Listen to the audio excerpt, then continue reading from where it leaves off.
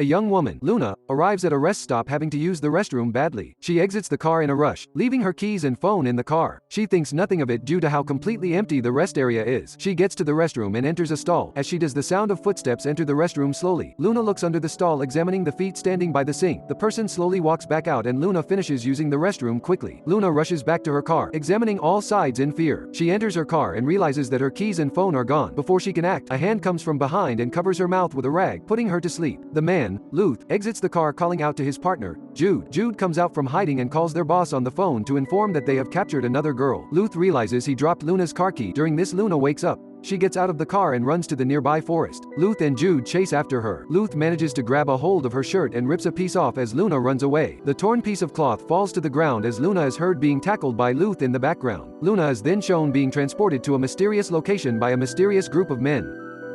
Leo and Jolene, a young Native American couple, are on a long drive. The couple arrives at the same rest area Luna was kidnapped from prior. Luth and Jude are still there. Jolene immediately notices. She mentions that the constant eye contact from Luth and Jude are making her feel uncomfortable. Leo blatantly looks over and upsets Jolene. She leaves to find a vending machine and Leo follows. Luth and Jude call out to Leo and Jolene. Jolene ignores it while Leo engages in conversation. Leo returns to an angry Jolene who overheard the entire conversation. Leo and Jolene both have to use the restroom. Jolene hands him her water bottle and they go separate ways. Leo enters the restroom in a hurry, then goes to use the urinal. He goes to wash his hand and accidentally knocks over the bottle. Leo decides to clean up his mess on the already dirty restroom floor. Leo goes to wait by the women's restroom for Jolene to come out, but she never does. So Leo heads back to the car, but he notices Luth and Jude completely gone. Jolene is still nowhere to be found and the rest area is completely empty. Leo tries to call her multiple times, but it goes straight to voicemail. A loud scream from the forest nearby is heard and Leo doesn't hesitate to run after it. Leo enters the forest searching frantically for Jolene. He trips on some debris and notices something on the ground. Weird footsteps that transition from a human to animal footsteps. Leo then notices a piece of pink cloth very similar to Jolene's shirt. He hears a scream once more and runs after it.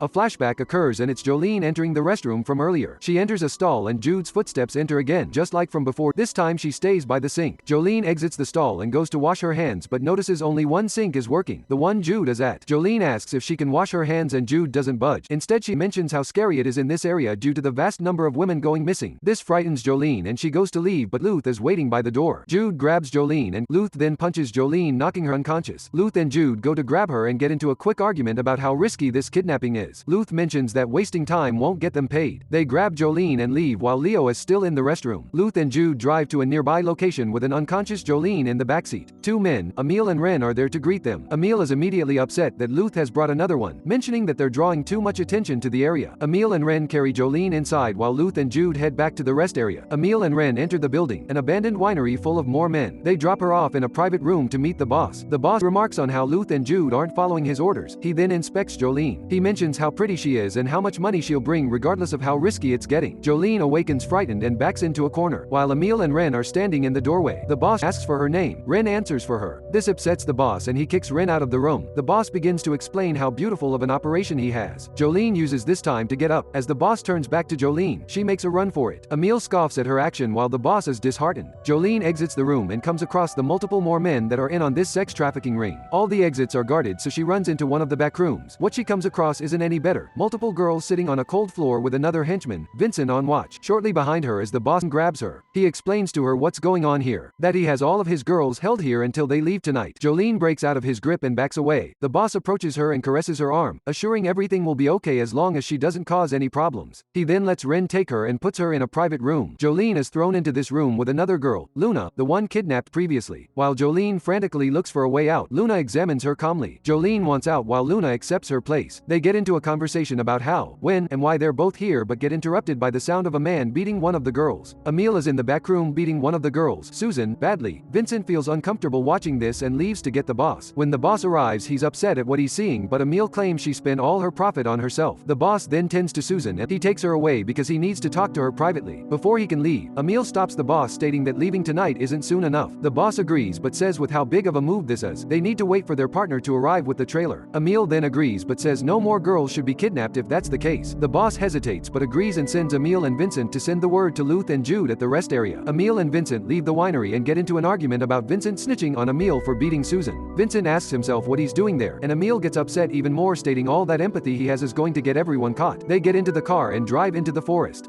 While in the forest, Vincent asks to stop so he can pee, but Emil tells him to wait for the rest area. Vincent is nervous and doesn't want to be out in the open any longer than he has to, so Emil agrees and pulls over. As Vincent is on the side of the road, Emil pokes fun at him and says the thing he should be worried about is a skinwalker catching him with his pants down. While laughing, Leo is heard calling for Jolene in the distance. This alerts Vincent and Emil steps out the car readying his gun. Vincent is upset that he was never given a gun like everyone else. Leo runs to them for help, asking if they've seen Jolene. They recognize the name but brush it off as if nothing is out here. Vincent offers to give him a ride back to the rest area and Leo agrees, although Emil feels differently. While in the car they talk about what each other are doing out here. Emil and Vincent claim to be hunting. Vincent then asks why Leo came way out here and Leo explains the weird screams he heard, how the closer he got it sounded less and less human. This spooks Vincent, and he mentions skinwalkers as a possibility. Emil brushes it off, but Vincent states skinwalkers are just as real as sex trafficking on the reservation. This alerts Leo and he makes eye contact with Emil. Emil explains how he shouldn't be worried about Jolene. Leo grows cautious.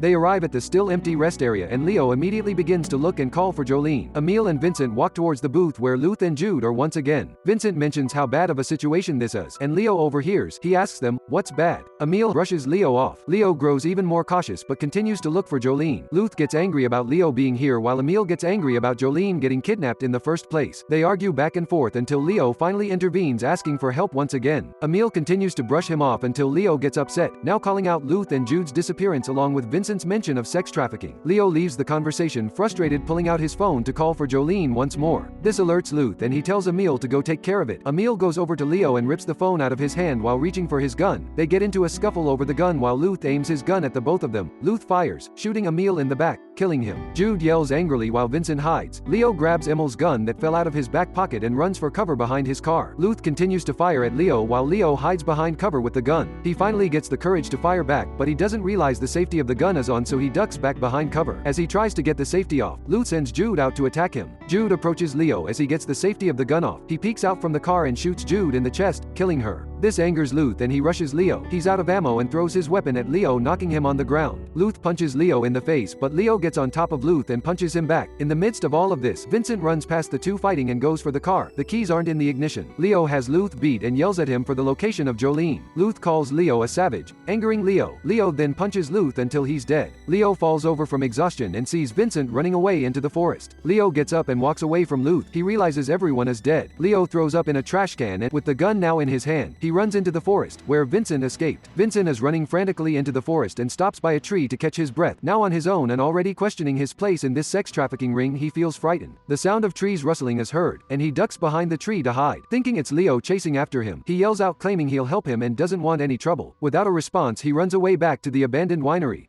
The boss is in his office with Susan cleaning up her bruise she got from Emil. He then begins to question her about another girl that ran away. Susan refuses to answer and the boss begins to touch her uncomfortably. She gives in and gives the boss the location. The boss thanks her and takes her to the back room. Meanwhile, Luna and Jolene are sitting in the restroom and are interrupted by another henchman named Kevin. He tells Luna that the boss wants her and Luna follows, but Jolene cuts it off, yelling to let them out of here. Kevin points his gun at her and kicks her out of the private room into the open back room with the other girls. Luna enters the boss's office and is told to take off her clothes.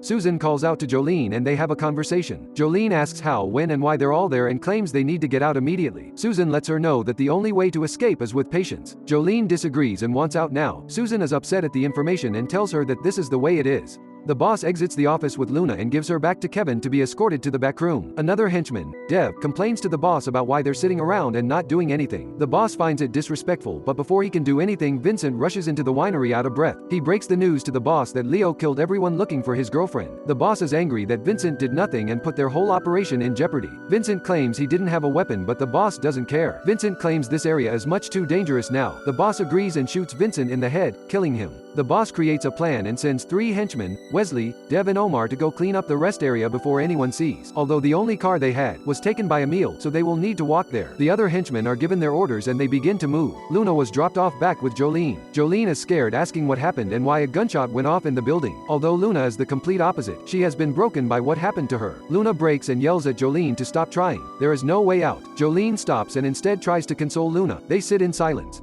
Wesley, Dev, and Omar are now walking through the forest headed towards the rest area. They all share their opinions about the rest area and Leo, some being more scared than others. While walking, some noises are heard in the distance and they joke about it being a potential skinwalker. At the same time, Leo is walking through the forest tired and exhausted. He comes across the 3 henchmen. He hides but accidentally makes a noise, causing the 3 to investigate. With no other choice, Leo confronts the 3. They stand off. Leo asks for Jolene. Wesley claims they know nothing. This angers Leo. In the background, Dev tells Wesley to duck and fires at Leo. Leo fires back and runs away into the forest. Dev and Omar run after him but notice that Wesley was shot in the chest. Dev executes Wesley and continues after Leo. Leo continues to run away but is shot by Dev in the leg. Leo struggles to get up but continues to run and hides. Dev and Omar catch up and look for Leo. Omar claims that they need to be focused on the rest area but Dev argues back that Leo started all of this and needs to be taken care of. Omar heads to the rest area anyways and Dev reluctantly follows. Leo realizes he lost them and tends to his wound. He is exhausted and frightened by the situation he is in. As he gets up to leave, he passes out in the middle of the forest. Meanwhile, Jolene and Luna are sitting in the restroom conversing over everyday things. They laugh, they console each other and they bond. Before the conversation continues, the boss enters demanding for Luna once more. This time Jolene refuses to let her leave. The boss takes Luna anyway and Jolene follows them out. Jolene shoves the boss from behind which causes him to lose his temper. Ren pulls out his pistol and aims it at Jolene. The boss takes the pistol and says it's time for her to learn her lesson. He tries to grab her but she resists and the boss punches her in the face, knocking her down in front of the girls. The boss kneels down to her and tells her to pick a girl or else he'll take Luna into his office and kill her afterwards. Jolene refuses to pick a girl so the boss stands up and picks one for her. He shoots Susan, killing her. The room erupts into panic as the other girls scream in fear. The boss then takes Luna and sends her back into the restroom along with Jolene, not wanting to deal with the two anymore. Jolene and Luna enter the restroom and Jolene has a panic attack causing her to pass out. Luna tries to wake her up as Jolene lays on the cold floor. All of a sudden, the sound of loud drums and a Native American group is heard singing. A Native American dancer is dancing atop a beautiful cliff with a beautiful view in the background. As the music continues, Leo wakes up from the sound of the drums. He had a dream of strength in the form of Native American dance. Leo wakes up, he grabs himself a makeshift weapon and continues to the rest area after Dev and Omar. Dev and Omar arrived at the rest area just as a car pulls in. 2 older women exit the car and are dismayed by the dead bodies they see on the ground. Dev runs out into the parking lot acting oblivious as if he doesn't know what's going on. One of the women begins to call 911 and Dev pulls out his pistol, shooting and killing both of them. Dev breaks the phone hoping it will buy them some time to clean up the area and get out of there. Omar goes to search for the keys while Dev waits. Leo approaches from the background silently and shoots Dev in the back. He chases after Omar and holds him at gunpoint asking for the location of Jolene. Omar gives him the location. They then hear Dev groaning in pain. They see Dev coughing up blood as he slowly dies. Leo notices that Dev is also Native American by his long hair. Leo is confused and angry and then executes Dev. Leo and Omar then walk into the forest towards the abandoned winery. Leo and Omar get into an argument about their morally gray positions, and how just as Omar has done bad things, now so has Leo. Leo argues back but ultimately feels a sense of guilt for not knowing if he's truly in the right or wrong. They arrive at the abandoned winery. Leo kills Omar and continues to approach the base by himself. Jolene is now frantically searching the restroom for anything useful and she comes across an old screwdriver stuck under the sink. She uses it to break open the door, claiming that Ren on watch outside is most likely asleep due to his laziness. Luna hesitates but follows Jolene out the room. Jolene stabs Ren in the leg and they get into a short scuffle. Jolene manages to get on top of Ren and grab his pistol. She then pistol whips him in the head multiple times, killing him. Jolene then tries to get the girls to follow her to escape but they all refuse, claiming that they wouldn't get very far. So, Jolene says she'll come back for them when she finds a way out. Jolene exits the room with a pistol in her hand but the boss and another henchman, Daniel, exit the office at the same time. They get into a standoff but she is grabbed from behind by another henchman, Sty. She is handed over to the boss and taken into the office to learn her lesson. Sty examines the gun and realizes the safety was on the entire time, while Daniel goes into the back room to see what happened. The boss then tosses Jolene into the room and demands that she takes off her clothes. Jolene does as told out of fear that she will be hurt. The boss then approaches her, letting her know that he is in control and she can't do anything about it. In the back room, Daniel enters and sees a dead Ren lying on the ground. He confirms that he's dead and begins to maniacally laugh. His laugh turns to anger at the girls and he takes Luna into the restroom, claiming that she will learn her lesson for what they've done. Leo has now approached the base and sees 2 henchmen, Jay and Kevin, on watch outside. Leo kills both. While killing Kevin, his gun accidentally fired, alerting the entire base. The boss sends 2 henchmen, Sty and Xander, to check. He hesitates to follow but does so anyway, leaving Jolene alone. Jolene then runs into the back room. She grabs the screwdriver she used to attack Ren with and enters the restroom. Daniel is laughing at Luna as she sits on the cold floor without her clothes. Jolene stabs Daniel in the back of the head, killing him immediately. Jolene helps Luna get her clothes back on and goes outside saying she'll be back soon. Luna then searches Daniel and finds his pistol. She examines it. Sty, Xander and the boss arrive at the back and see the bodies of Jay and Kevin on the ground, but before they can act, a loud whistle-like scream is heard in the distance. The boss exclaims that it's Leo and sends Xander and Sty to check it out. Leo hides. As the two henchmen check it out, they claim there is nothing out there until Xander is snatched by the skinwalker that has been stalking these sex traffickers. Sty fires his pistol and runs back to the base. The boss and Sty now split up to investigate the perimeter. The skinwalker screams once more, alerting Sty and causing him to turn around. Leo then shows himself from hiding and shoots Sty, killing him. Jolene is now inside the empty winery. She picks up a piece of wood to protect herself. As she does that, the boss yells at Leo from outside, claiming that he must be here for Jolene. Jolene overhears and concludes that it must be Leo here to rescue her. She runs outside. Leo gets angry at the boss mentioning Jolene and what he has done to her. Leo exits his cover in anger to fire at the boss, but the boss shoots Leo in the leg. Leo backs into cover as the boss chases him down. Leo runs away and shoots the boss, hitting him in the arm. Leo gets away and finds new cover. Leo has one bullet and the boss has none. Jolene makes her way outside and calls out to Leo. They are happy to see each other for the first time all day. The boss then grabs Jolene and calls out to Leo to come out. Leo comes out and drops his weapon. As the boss gets angry, Jolene grabs the boss's gun and tries to fire it, realizing that it's empty. The boss punches Jolene, knocking her unconscious as Leo reaches for his gun. Leo fires his last bullet, missing, and calls out to the boss to fight him head on. The boss tackles Leo to the ground, punching him. Leo punches back and manages to get up. They face off for the first time at each other. Inside the base, Luna is crying with the gun in her hand. The two other girls enter, trying to get Luna to escape with her, but she points the gun at them, refusing to leave. They leave without her. Leo and the boss argue with each other and begin to fight. It's back and forth until the boss throws Leo to the ground. They fight once more and the boss kicks Leo's shot leg, knocking him to the ground once more. The boss gets on top of Leo and begins to choke him. Jolene remains unconscious.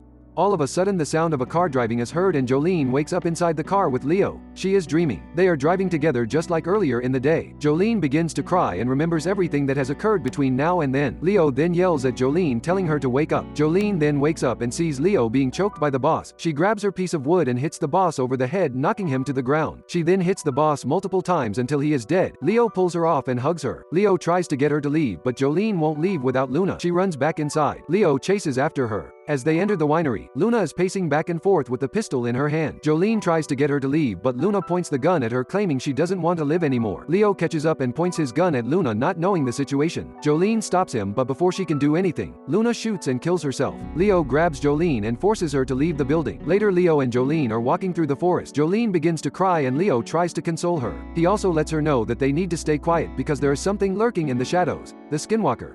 They then arrive at the rest area and are met by the police, telling them to put their hands up. Leo and Jolene comply.